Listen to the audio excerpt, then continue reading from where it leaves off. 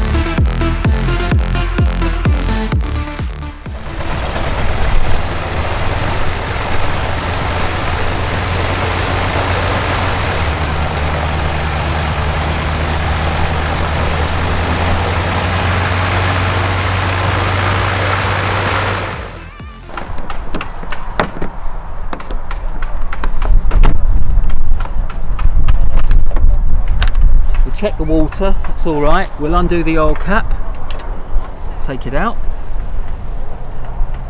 and we're going to pull the dipstick out. Ah, yep. So there's your dipstick, and you clean it, and then you put it on there. And the next thing to do, I'll close the throttle because I don't want it to cause a problem. Yep. So what we do is very slow.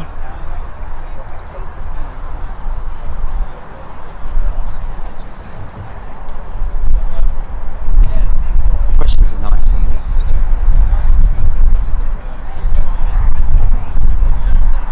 You do it twice. So the slower you do it, the better it works, really.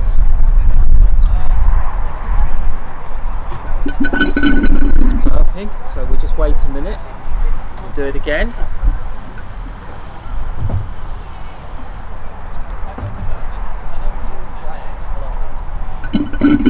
Okay, so now we can dip it. Put the dipstick in there, and we check it. There we go, 3/4. Awesome. So that's good. So no problem at all. If we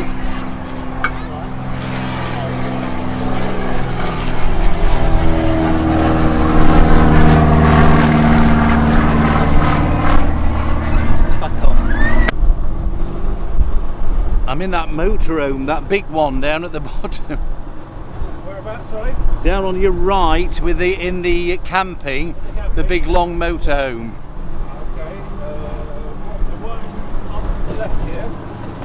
They'd be on the. Oh, let me turn around. It'll be, keep going down there, it's on your right. It's that creamy coloured one there with the 6 wheels, yeah.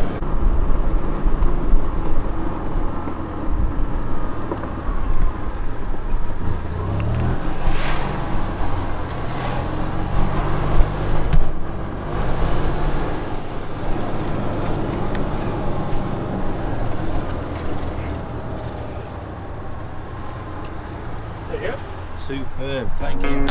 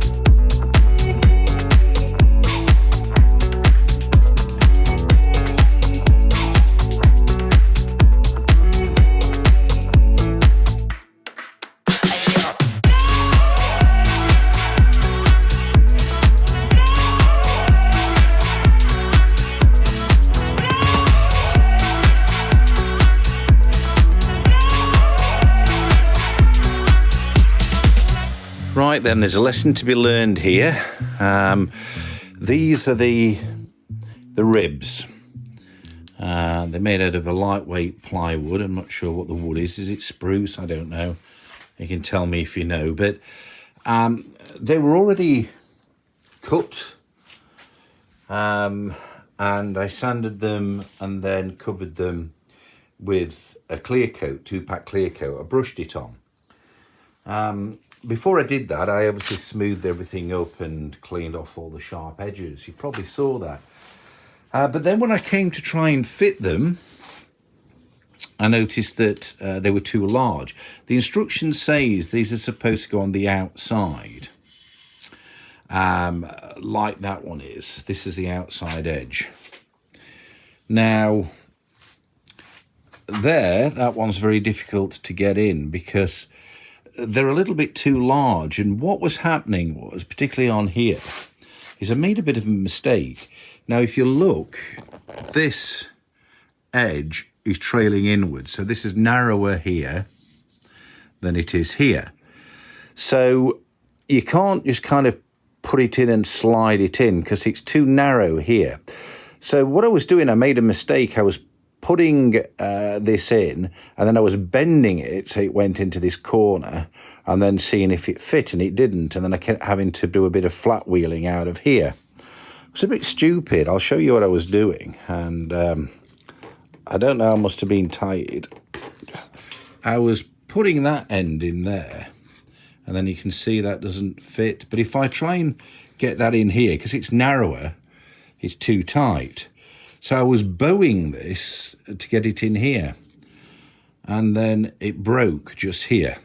So I've done a small, just fiberglass repair there. It doesn't add any particular weight to it or nothing significant, but I did, so I made a mistake. And these ribs aren't particularly structural. They just space out the covering, you know, so that there's support.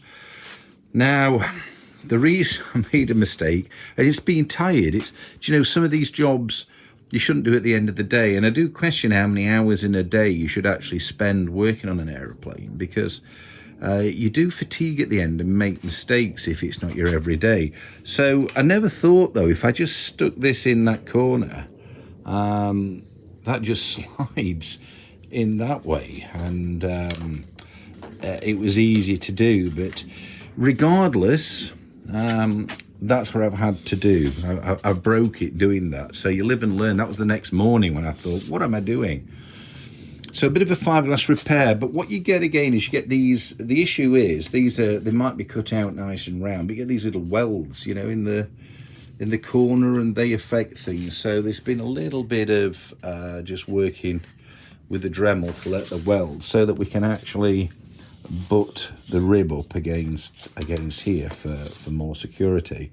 Here, I'm not going to be able to get that in on the inside because these bolts are in the way, and I'm not pushing things after the last break. Really, it's just about spacing. There's nothing more clever about where these are spaced, particularly other than the spacing. You might argue that it's a bit harder for them to slip out of position because it gets narrower in this way, but these are going to be epoxy structural adhesive to the actual steel frame, so they ain't going to go anywhere. And then there's going to be cap strips on here and the fabric glued. So I've managed to do this one as well, so that butts up nicely. So that's on this side. So you'll see those are the ribs with the small repair.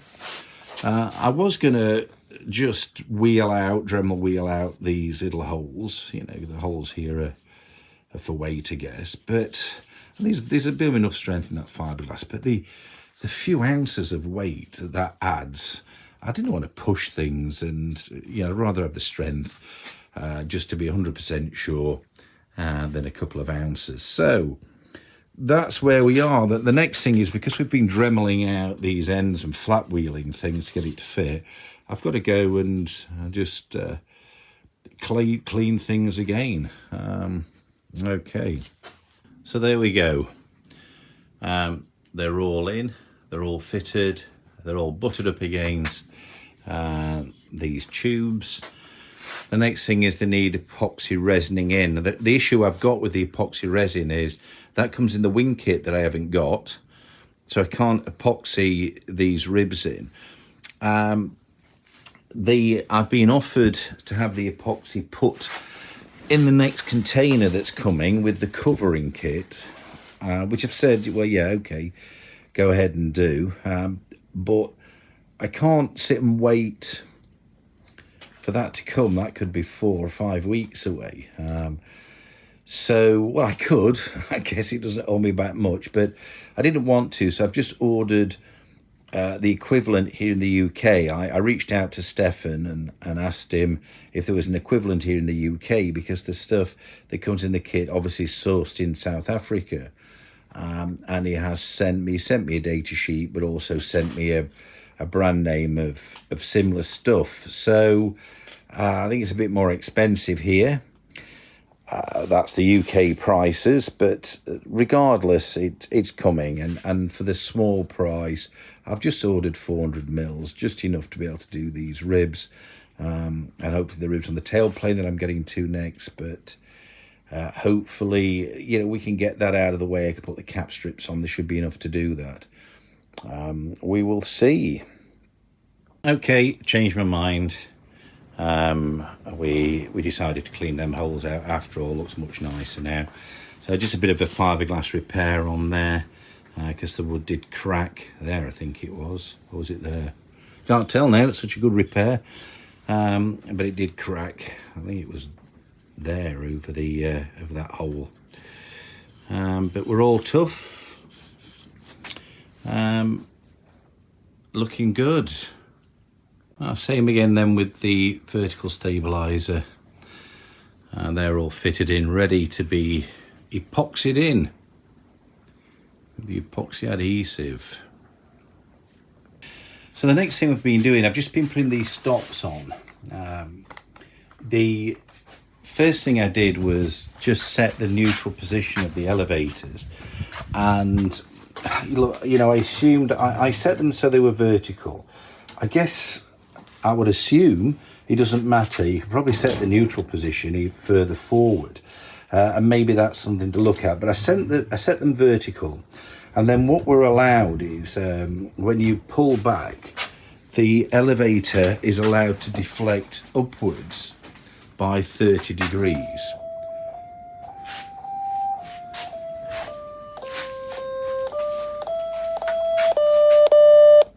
That's the radio.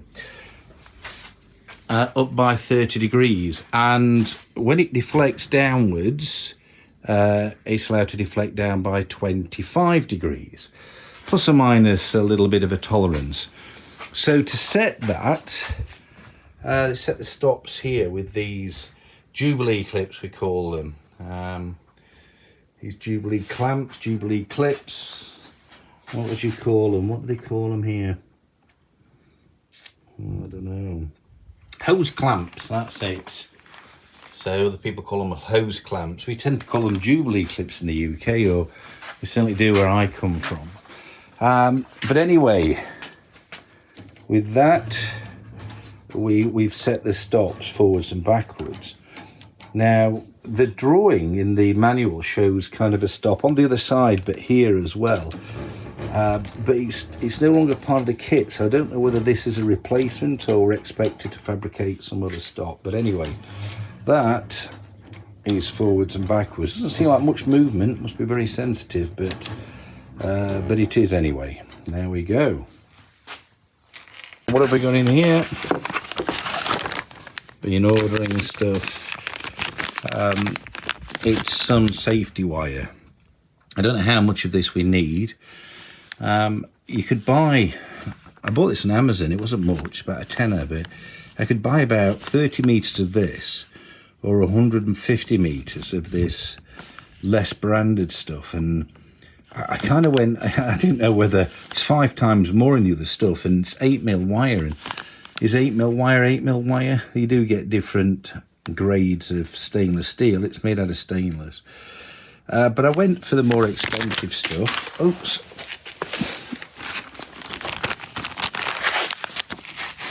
I went for this slightly more expensive stuff, just reasoning that it's probably better quality. And 30 metres is more than ample. I very seldomly use this. So I've got to use this to lock the circlip that's in here. So I'll just do that now. Okay, so locking wire is on, and that just locks that circlip into place. Stops it from being able to spring open, under load and come off. Okay, cool. Right, good news then. So the swaging tool, the crimps if you like, for doing these ferrules, Nika press ferrules has arrived. So that's the proper tool. A little bit chunky as you can see. I've got some spare ferrules, 3mm, and what I've got to do now over here with this is remove one end of the game, is remove these.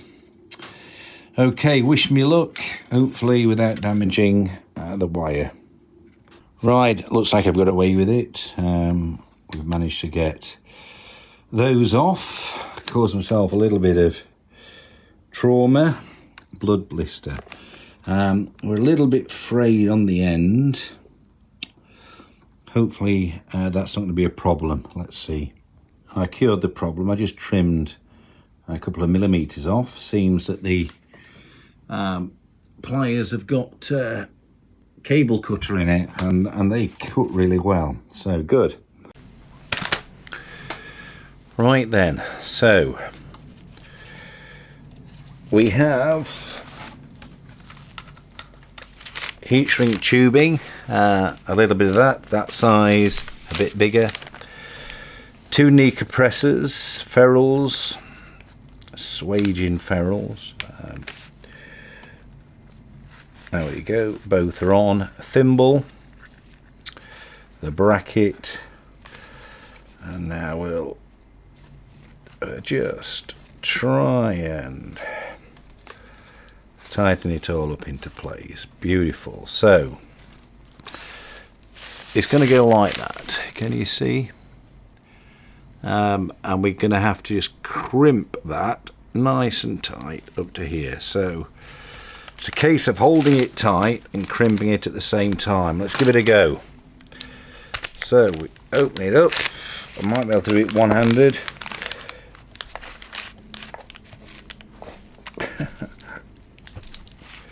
We stick it in, and I think we'll line it up there. We'll just do that first edge first of all. Should be able to crimp this twice.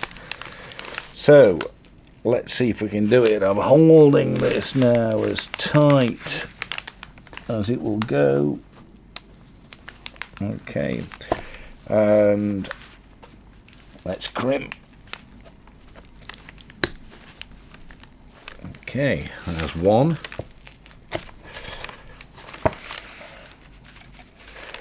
And I'll do another one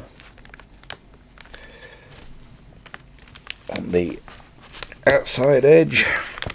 There we go, 2. That seemed easy. What have we got? Oh, we seem to have got this groove in. That feels tight. I mean, I'll be honest with you. It took me ages to get the other one off, and that felt tight. So let's just put the second one in.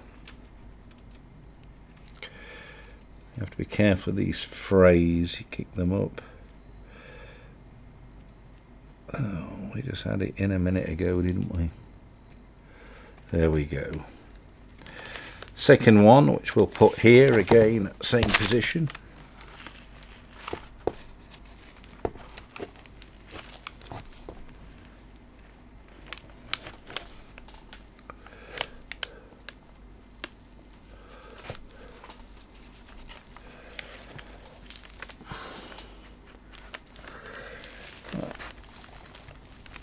crimp that down. One, I'll move it to the outer edge.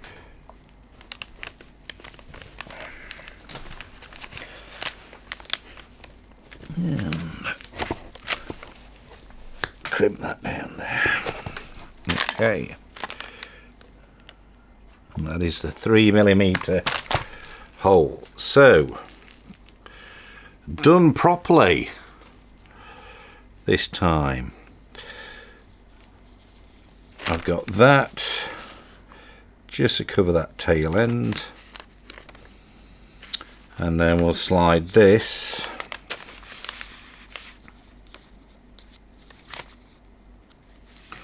over the whole thing, and we'll cover it all, I guess.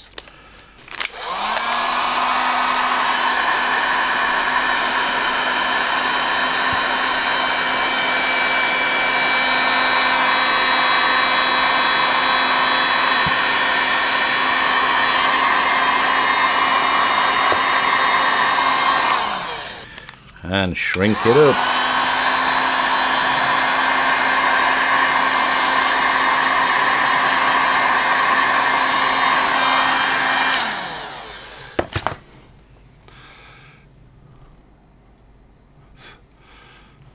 Beauty, mate. I'll be able to trim that, but maybe I'll just leave it.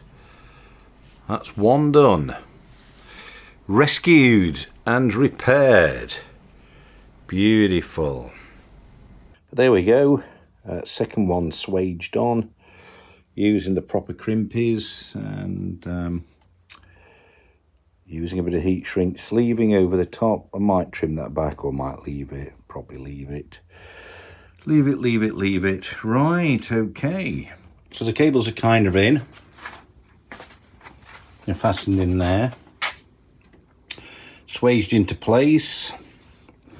I put this little bar through here that goes over the front, just to set these into a fixed position for when we're setting everything up.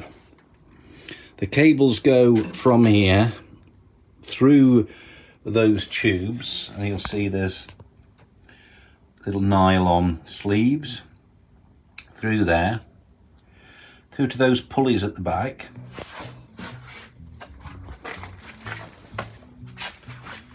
So from those pulleys, cable goes back. It's very close to the steel framework, but I think when it's pulled tight, it just clears it. It doesn't clear it by a lot, but it does.